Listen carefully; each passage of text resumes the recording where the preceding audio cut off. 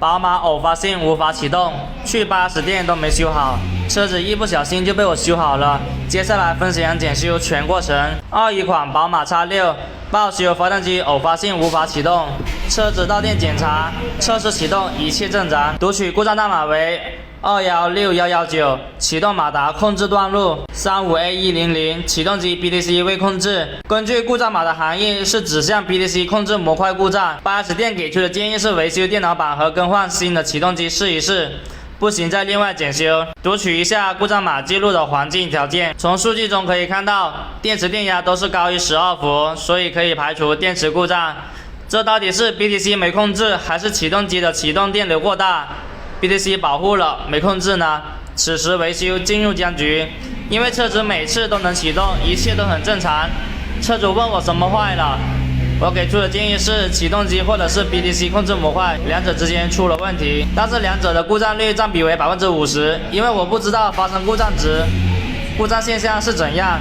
如果能试出故障，就能快速判断两者之间到底是谁坏了。车主一听，立马来了劲。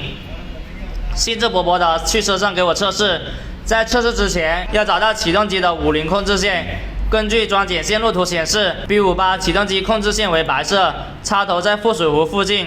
找到启动机50控制线，接上拨线器，接好功率4灯。接下来就是见证奇迹的时刻来咯。车主兴致勃勃的去车上启动。启动。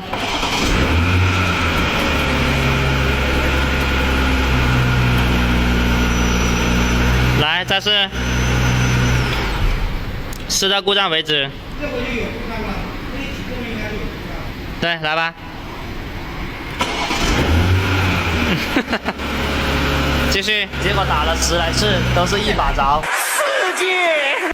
试到有故障为止。试有故障你不要冲脚哈。OK。皇天不负有心人，终于测试到无法启动的故障了，且功率4灯也点亮了。直接拍到。仪表提示启动器故障，所以故障点就锁定在启动机损坏。有时候修车除了技术要过硬，运气也是要过好。